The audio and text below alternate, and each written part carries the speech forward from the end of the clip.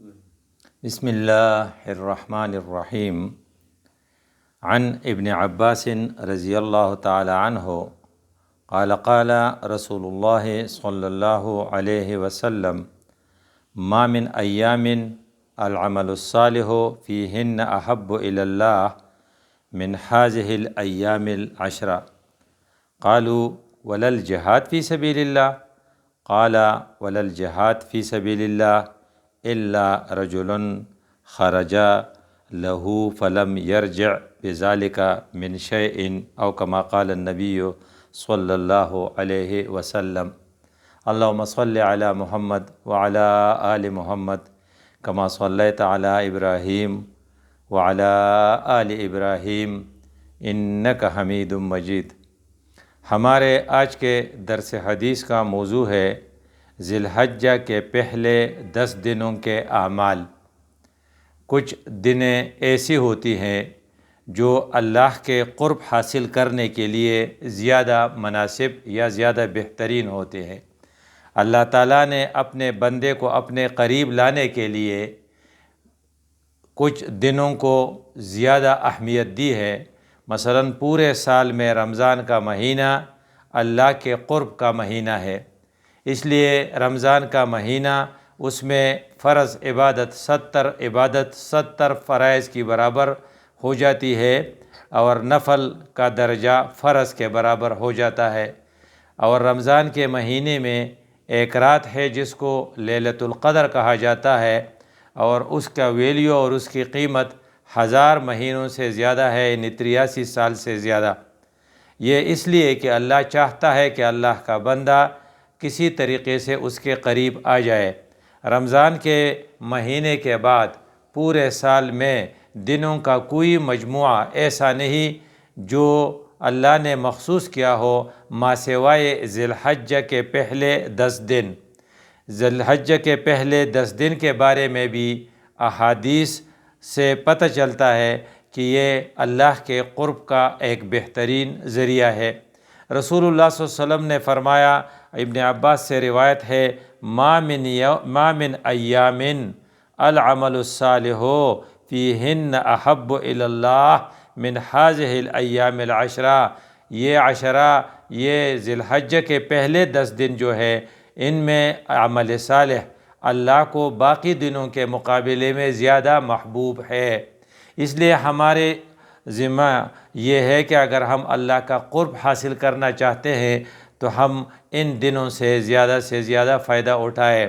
عشر ذی الحجہ 2023 کا یا 1444 کا آج منگل کے دن سے شروع ہوا، آج اس کا پہلا دن ہے۔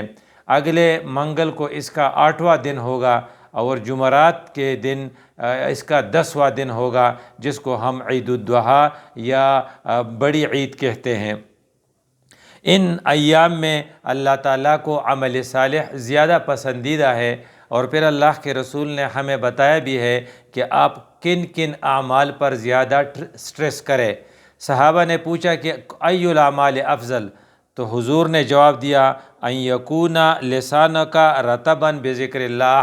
یہ ایک بہترین عمل ہے کہ آپ کی زبان اللہ کے ذکر سے تر ہو، گویا کہ ہر وقت آپ اللہ کا ذکر کرتے رہیں۔ تو گویا کہ آپ یہ کہہ سکتے ہیں کہ نالائق سے نالائق آدمی اور کن ذہن سے کن ذہن آدمی وہ بھی اللہ کے ذکر کے جو کلمے ہیں وہ اتنے آسان ہیں کہ وہ اس کو کر سکتا ہے۔ مثلا رسول اللہ صلی اللہ علیہ وسلم نے فرمایا فَأَكْثِرُوا فِيهَا مِن تکبیر والتحلیل والتحمید۔ یہ دن جو ہیں یہ اللہ کے پسندیدہ دن ہیں، تو آپ اس میں اللہ اکبر کا ذکر زیادہ کریں، آپ اس میں لا الہ الا اللہ کا ورد زیادہ کریں، آپ اس میں سبحان اللہ کا ورد زیادہ کریں، آپ اس میں الحمدللہ کا ذکر زیادہ کریں۔ رسول اللہ صلی اللہ علیہ وسلم نے خود فرمایا کلمتان خفیفتان علی اللسان۔ یہ ایسے کلمے ہیں جو کہ زبان پر بڑے آسان ہیں لیکن میزان میں ان کا وزن بہت زیادہ ہے۔ حبیبتان الی الرحمن، اور اللہ کو بہت محبوب ہیں۔ اس لیے ہم یہ ایکسکیوز نہیں کر سکتے کہ ہم یہ مشکل کلمے ہیں، ہم ان کا ورد نہیں کر سکتے۔ اس لیے ہمارا پہلا فریضہ یہ بنتا ہے کہ ان دنوں میں ہم زیادہ سے زیادہ ذکر کریں گے اور ان کلموں کا ورد کریں گے۔ حضرت عبداللہ ابن عمر اور حضرت ابو ہریرہ رضی اللہ عنہما کے بارے میں مشہور ہے کہ وہ ان دنوں میں ایسے ہی بازار میں جاتے تھے، وہاں زور زور سے تکبیر پڑھتے تھے، اللہ اکبر اللہ اکبر لا الہ الا اللہ واللہ اکبر، اور وہاں کے دکاندار بھی ان کے ساتھ شامل ہو جاتے تھے۔ جس طرح ان دنوں میں ایئرپورٹس پر حج کا غلبہ ہوتا ہے، حج کی ذکر و اذکار کا، لبیک اللہم لبیک، اسی طرح ہماری بازاروں میں جو لوگ حج پہ نہیں گئے ہیں وہ اس کو کمپنسیٹ کرا سکتے ہیں کہ وہ اللہ کا ذکر جو الحمدللہ، سبحان اللہ، اللہ اکبر، لا الہ الا اللہ سے ہے، اور اللہ کے رسول نے ہمیں اسپیسیفائی بھی کیا ہے کہ فَأَكْثِرُوا فِيهَا، آپ ان دنوں میں ان کلمات کا ذکر زیادہ کریں۔ ان دنوں کے وقت آپ اس کے علاوہ صدقات بھی دے سکتے ہیں، کیونکہ صدقات اللہ کو بہت زیادہ پسند ہیں، تو کسی کی مدد کرنا، کسی کے کام آنا، کسی کی فزیکل اسسٹنس یا فینانشیل سپورٹ کرنا، یہ بھی اللہ کا پسندیدہ عمل ہے۔ تو ہم اس پر بھی توجہ دیں کہ ان دنوں میں ہم انفاق کا عمل یا صدقے کا عمل زیادہ کریں۔ راتوں کے وقت اللہ کا محبوب عمل جو ہے وہ ہے نمازیں، عصر مغرب کی نماز، عشاء کی نماز، اور اسپیشلی تہجد کی نماز۔ اس لیے فرمایا گیا کہ ان کی راتیں جو ہیں اس کے بارے میں ہیں وَقِيَامُ لَيْلِهِ بِقِيَامِ لَيْلَةِ الْقَدْرِ يُعْدَلُ قِيَامُ لَيْلِهِ، اس کا رات کے جو قیام ہے وہ لیلۃ القدر کے برابر ہے۔ قیام اللیل تو تہجد کو کہتے ہیں، لیکن علماء نے یہاں تک فرمایا ہے کہ جو آدمی تہجد کے لیے نہیں اٹھ سکتا اسے چاہیے کہ تہجد کی نیت سے عشاء کی نماز کی وتر کے بعد کچھ نہ کچھ نوافل پڑھ لے، یہ بھی اس کی جگہ اس کا سبسٹیٹیوٹ ہو جائے گا۔ تو گویا کہ ہم ان راتوں کو قیمتی بنانے کے لیے راتوں میں نماز کم از کم تکبیر اللہ کے ساتھ مساجد میں پڑھ لیں جماعت کے ساتھ، اور اس کے آگے پیچھے کچھ نہ کچھ نوافل ضرور پڑھ لیں۔ اور ان دنوں میں ہمیں زیادہ اس بات پر زور دینی چاہیے اور اس کا زیادہ اہتمام کرنا چاہیے کہ ہم تہجد پڑھ سکیں۔ تہجد کا اہتمام ویسے بھی ایک اچھا عمل ہے، لیکن ان دنوں میں اللہ تعالیٰ کو بہت زیادہ محبوب ہے۔ ہم اللہ کو ڈھونڈتے ہیں، اس وقت اللہ ہمیں ڈھونڈے گا، کیونکہ تہجد کے وقت اللہ فرماتا ہے کہ حل من مستغفر فاغفر لہ، کوئی ہے جو مجھ سے استغفار طلب کرتا ہے تاکہ میں اس کی مغفرت کر دوں۔ تو بڑا ایک گولڈن اپرچونٹی ہے، ہمیں اس کو ضائع نہیں کرنا چاہیے۔ فرماتے ہیں کہ ان دنوں میں، یعنی ان 10 دنوں میں جو اعمال اللہ تعالیٰ کو زیادہ پسند ہے اس میں ایک یہ ہے کہ آپ اس دنوں میں روزہ رکھ کے یعدل صیام یوم منہا بصیام سنۃ، ان دنوں کا روزہ ایک دن کا روزہ 1 سال کے برابر ہے۔ اس لیے ہمیں اس پر بھی توجہ دینی ہوگی کہ ان دنوں کو قیمتی بنانے کے لیے اگر ہم روزے کی نیت کر لیں، صرف روزے کے نیت کرنا مشکل ہوتا ہے، باقی کوئی اب پریشانی نہیں ہوتی۔ مثلاً وہ لوگ جو زیادہ مصروف ہوتے ہیں ان کے لیے تو کوئی پرابلم نہیں، اس لیے اس کے 1 دن کا روزہ 1 سال کے روزے کے برابر ہے۔ لیکن روزے کی یہ اہمیت پیک پر پہنچ جاتی ہے عرفہ کے دن۔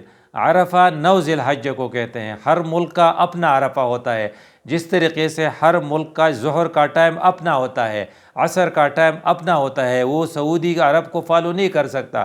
بالکل اسی طرح عرفہ کے لیے بھی آپ سعودی کے یوم عرفہ کو فالو نہیں کر سکتے۔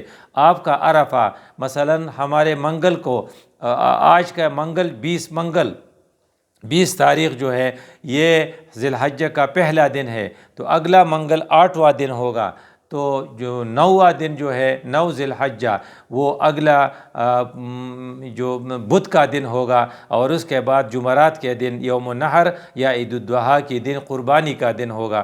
تو ہمیں انشاءاللہ کل جو بدھ ہے وہ نہ، اس کے بعد جو بدھ آنے والی ہے وہ یوم عرفہ ہوگا، اس پہ ہم ضرور روزہ رکھیں گے، کیونکہ اللہ کے رسول نے یہ الفاظ فرمائے ہیں احتسب ان یکفر عنہ سنۃ ماضیہ و سنۃ الآتیہ، و سنت الآتیہ و یا سنت القابلہ۔ رسول اللہ صلی اللہ علیہ وسلم نے فرمایا ہے، او کما قال النبی صلی اللہ علیہ وسلم، کہ اگر کسی نے عرفہ کا روزہ رکھا تو اس کے پچھلے سال کے اور اگلے سال کے گناہ معاف ہو جائیں گے۔ یہ گناہ صغیرہ ہے، گناہ کبیرہ صرف توبہ سے معاف ہوتے ہیں، اور اگر کسی بندے کا حق آپ نے مارا ہے تو وہ توبے سے بھی معاف نہیں ہوتا، آپ نے اس کی کمپنسیشن کرانی ہے یا اس آدمی سے معاف کرانا ہے۔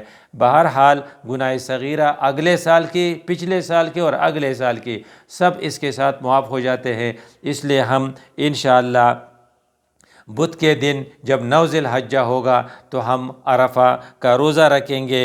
رسول اللہ صلی اللہ علیہ وسلم کے الفاظ بھی یہی ہے کہ خیر یوم طلعت بعد الشمس طلعت فیہ الشمس یوم عرفہ، یعنی یہ اتنا بہترین دن ہے کہ پورے سال کے دن جس میں سورج طلوع ہوتا ہے، اس میں سے بہترین دن عرفہ کا دن ہے۔ تو ہمارے لیے یہ بھی ایک سبق ہے کہ ہم دنوں کو روزہ بھی رکھیں گے، روزہ نہ رکھ سکے تو کم از کم ذکر اذکار سے اپنی زبان کو تر رکھیں گے، رات کو نمازیں پڑھیں گے، فضول گپ شپ اور فضول میڈیا پر اپنا وقت ضائع نہیں کریں گے، اور ہم تہجد کا اہتمام اگر کر سکتے ہیں تو اوکے، لیکن اگر وہ نہیں کر سکتے تو عشاء کے بعد کچھ نہ کچھ نوافل ضرور پڑھیں گے، اور ہماری رات کی نماز اور فجر کی نماز وہ جماعت کے ساتھ ہوگی۔